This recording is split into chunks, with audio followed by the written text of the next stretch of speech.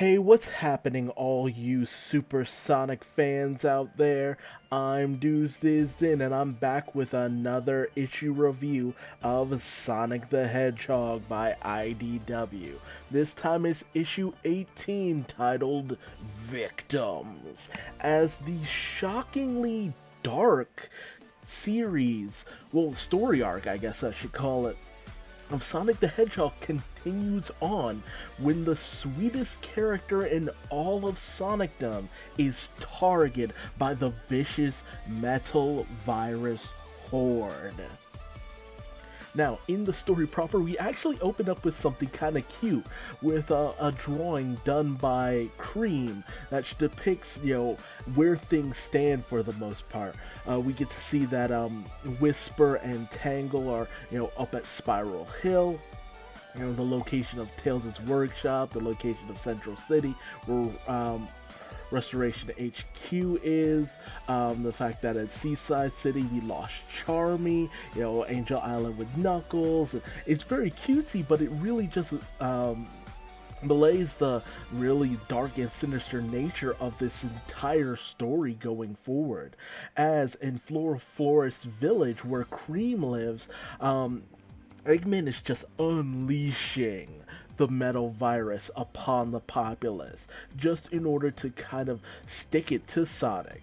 He's continued to try to barrel it down on Sonic to hopefully get him worn out, to get him losing hope, to get him no longer able to just fight it, to actually give up, to admit that Eggman is the winner. And Sonic really does start to have this inner monologue that we're not used to, that starts to kind of feel a little bit pessimistic, because how does he stop this? This isn't a thing that he can just spin dash his way through, or to bring to an end, quick, fast, and in a hurry as he would want to do. No, this virus is just tearing through the populace at a rate that even Sonic can't keep up with, and the fact that he has to keep moving lest the virus spread to the rest of his body is continuing to keep him from making those split-second decisions, from standing his ground and fighting back to help protect people. And with the more people he fails to protect, the more people are turned into carriers of the virus, and the more potential victims there end up being from those carriers. Now, Vanilla is doing her damnness to keep Cream inside. Cream wants to go out and do what she can to help, but Vanilla is having none of that. Despite Cream's claims that Chocola Chow and Cheese will be able to protect them, Vanilla is not playing around this time. Cream has handled herself in a lot of life and death situations, but those situations when it came to Cream helping out, those were more in line with moments that just kind of happened. Had Vanilla had it her way, her daughter would never have been involved in any kind of really dangerous situations. But because time and time again her friends have managed to help her through it, or she's helped them, she's allowed this. But with a situation like this, she simply wants Cream to stay home and be in sight, to hopefully be safe. So she gets Gemerl to act as her proxy for the most part, to go out and protect the village. Meanwhile, Eggman is just enjoying the living heck out of himself, just seeing Sonic run and stress and just try in futility to beat back this virus. But, Eggman decides, it's time to do away with the kitty stuff. Let's really pile all of the Zombots right on Sonic to give him a full dose of the infection and see if he can run it off as easily as he has been the little nicks and cuts he's been getting up till now. Unfortunately for Eggman, this metal virus doesn't seem, as the Zombots continue to be contaminated, they seem to take less and less orders from Eggman in general. They don't seem to listen. They don't seem to obey his commands anymore, which greatly concerns Starling, because he's like, wait, didn't you test for this? Didn't you account for this? But Eggman's just like, ah, well, it's a virus. There was bound to be random mutations in the coding and whatnot. And it's just like, well, the virus is spreading as I intended it to. I'll work out the bugs at a later date, which is typical Eggman short-sightedness. And unfortunately, Starling is seeing this for the first time, that Eggman just doesn't really plan for the long game. He's all about the here and now, baby. Go with the flow. Perfect chaos? Like, how are you really planning on controlling this massive destructive monster?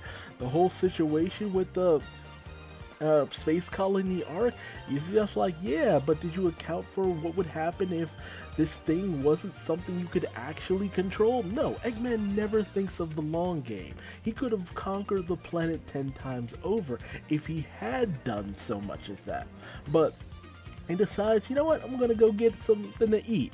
Starling, you just kind of watch over things. And with Starling, he has kind of a bit of a crisis of faith in terms of his Lord and Savior Eggman. It's just like, he always believed that, oh man, Eggman was this great, brilliant tactician, charismatic entity with tenacity and unrivaled genius. I devoted myself to robotics because of him, because of this. And whenever I hit a snag, I would always think, what would Eggman do? Like one of those what would Jesus do moments. Like he really does is drinking the Eggman Kool-Aid for the most part, at least back then. But now that he's met the man, remember kids, never meet your heroes. Now that he's met the man, he's just like, well, I kind of always assumed that Sonic just defeated him because of some unknown variable and something that Sonic would do, or some kind of tactic he had up his sleeve. But it's just that Eggman doesn't adapt for the long term. And even Orbot, he was basically acting like a priest for Starling. He was just listening to his concerns. It's just like, well, it's about 50-50 on that. Big execution. Sonic shows up. I hate that Hedgehog. Big explosion, rinse, repeat. So more or less what Starling was saying, but it's just that, when it comes to taking down Sonic, Eggman loses all his faculties. He's slobbering at the mouth almost. And that's always kind of been his thing. When it comes to Sonic, Eggman loses any sense of composure he originally would have had, which would have carried him through to the big plan. And Starling has to come to grips with this, and I'm interested to see where we go from here. I don't want to see him completely turn on Eggman, but I want to see something really interesting done with this, because it was bound to happen. Starling was too smart not to have noticed this after a certain point, and had to come to grips with the fact that his big boss isn't as big in brain as he lets on to believe. Meanwhile, Sonic continues to do his best to have everyone evacuate north to the Glade, because there's a ship coming in to escort them to a safe zone. However, because of all the damage he continues to take, he's starting to kind of become a little bit of a threat to the populace. There's only so much he can really do, and there's so much running he can do in order to fight off the virus for the most part. So he wants to find Cream and make sure she's safe as quickly as possible, only for Gemerl to see him as a threat. Because, ultimately, Sonic is contaminated as well. And if Sonic were to be fully taken over, he would be the biggest threat out there.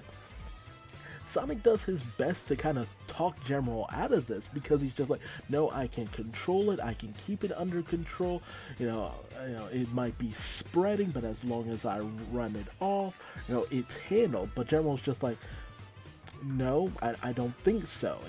This is continuing to spread way too far, way too fast, and unless you start running right now, I will open fire on you. And Sonic notices this, and he has no choice but to run, but that leaves more people prone to being infected themselves. Because whereas Sonic is more concerned about saving others and helping them out, Gemerl's all about the finality as he starts to actually arm rockets and commence what he calls a purge. And a lot of people have commented that the flat way that Gemerl talks here is way too much like Omega. It's very cut, dry, straight to the point and all. It's way too overly robotic, but ultimately, the personality that we got from the Archie comics was kind of just a kind of mirror version of Shade. Shard, the metal Sonic. That was kind of keeping a little bit of what remained of him still in the picture. But because back, in terms of the actual comics and in terms of the games, Gemerl didn't really have a core personality. He had some of those feelings and understandings and wants to be something better, but we haven't had enough to kind of develop Gemerl into that kind of snarkiness. You could get away with that a little bit in the rebooted Archie comics, but here I feel that Ian doesn't want to kind of rock the boat or retread water in terms of Gemerl's personality, because you actually get a fairly interesting scene with Sonic and Gemerl, and this whole crisis of what he should do as Cream goes running out to try to stop Gemerl.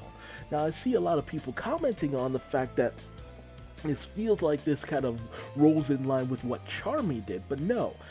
Whereas Charmy impulsively went out to help someone who was beyond help because he thought there was something he could do, very foolishly, not listening to those around him. Cream is doing this because she still wants to believe that these people can be saved, hopefully at a later date. If they destroy them, that's not possible anymore. They're gone forever. But, she doesn't want these innocent victims to be permanently harmed, to lose their lives over something that they could not control. Gemerl can only see them as threats, but at a certain point, Gemerl himself was a threat, who all he did was destroyed, but he was fixed up and allowed to come and stay with Cream. There was the potential for him to become something better, to revert to something good. And Cream convinces Gemerl, like, look, do what you have to, just don't critically harm them. So Gemerl does his best in this, and he basically gets very beaten because of this, holding back in this situation. However, unfortunately, the Zombots do manage to get into, Cream and Vanilla's household, as Sonic continues to try to run things off. And I love this. There's just this weird, cute, offhanded moment where Sonic runs into the forest, finds these two girls who are apparently just starting this fire to keep the infection from spreading. And Sonic's just like, what are you, stupid? You're gonna end up dying in a fire rather than becoming Zombots. And they were kind of commenting on, like, man, how could you take Cream on an adventure and not someone like me? And it's just like, cause she has common sense. Like, remember, kids, don't start random fires in the forest, no matter how much you think that might help. Very cute. But speaking of cute and unfortunate circumstances, in order to defend Vanilla as well as Cream, Cheese and Chocolate end up attacking the Zombots, becoming infected themselves. And this last little moment as, Cheese is taken over and, Cream just views this and breaks down crying as Vanilla tries to, get Cream out of there because, it's too late for them. It's really too late, and it is really sad. As Sonic manages to bust in to try to help out, only to see that, while he managed to get to Vanilla and Cream, Cheese and Chocolate it's too late for them as well. It seems like the small flyers continue to end up being taken out of the picture, and he warns Cream away. It's just like, listen, I know you're broken up, I know you're hurting, but I need you together. I need you to get your mother out of here as quickly as possible. Get to the glade and get to safety.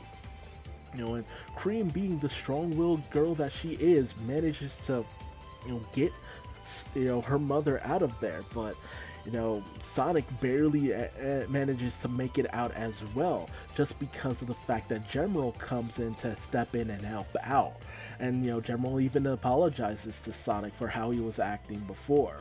But, he sends Gemerl as well to go out, look after Cream and all that good stuff. And he makes sure to capture Cheese and Chocolate in jars to keep them from flying around, causing the infection to spread, with him not really noticing that plenty of other flying creatures have already been taken over by the virus. And as he notices that the transport has managed to get to everyone just barely in time, Sonic receives word from Rouge the Bat that apparently now there's also this infection, spreading. Eggman has moved on to a place called Sunset City, where the infection is spreading there as well. And now, Team Dark needs Sonic's help to get the various populace out of Sunset City, as many of them out as alive as he can. But Sonic is really having a hard time with this. The fact that these various villages are being turned against him. The fact that he's converting city after city after city. And the fact that it's become apparent that the Zombots are beyond Eggman's control. When they didn't go in to attack him, Sonic realized that it's like, oh, okay, so these Zombots are no longer even listening to Eggman. This is a nightmare. This is just continuing to go from bad to worse, and I have to keep pushing myself in order to not lose another friend, as he continues to lose one or two along the way. And as Sonic races off, Cheese and Chocolate break free of their captivity, ready to spread the virus to as many living beings as possible. This wasn't as overwhelmingly devastating as the situation with Charmy, but like I said before, Charmy was very rash and impulsive, but Cream went out in order to just, dissuade Gemerl from utterly annihilating everyone, in the hopes that maybe they could find some way of getting these people back along the way. Because hell, we don't even know if these, Zombots can even be truly harmed, as they just reform like the T-1000. It's just insane, and it continues to just feel like, how do you stop this? What will be the thing to ultimately stop this infection from spreading? And not to mention, at most, Sonic might have the help of Gemerl and Omega, but what happens if Rouge is infected? What happens if someone like Shadow is infected? And ultimately, what will it take to stop this virus, to get it to recede and rescind? What could possibly be the solution to such an overwhelming odd? I don't know. Things seem so hopeless, and even Ian is just shocked that Sega let him do this, and he's doing it. He's not backing down from it, and I gotta applaud him for this. But really, at what point do we stop and just think, okay, where does hope come into play? Where is the hope? Where does the solution come from? Could it even possibly be that Dr. Starlin is the one who actually finds the cure to the virus? Does he possibly turn his back on Eggman? We'll just have to wait and see, but tell me your thoughts in the comment section below. How did you feel about this issue and this march of the Zombot infection? How do you feel it will be stopped? What do you think about the conflict that, Starlin is having internally over his love and passion for Eggman, and the growing doubt that is blossoming because of Eggman's short-sightedness? And how many more do you think will end up falling to this virus along the way? Sonic has plenty of friends, and they seem to be dropping one after the other.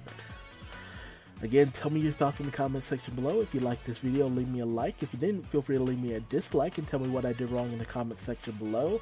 And subscribe and hit the bell icon, that way you never miss out on an issue review of IDW's Sonic the Hedgehog. And if you want to find me on social media, just Google Duuz-Diz-Din. I am everywhere, for better or for worse. And until the next video, just remember to stay vaccinated. You never know what might be spreading out there. I'm Duuz-Diz-Din, and I'm going to bed. Bye-bye.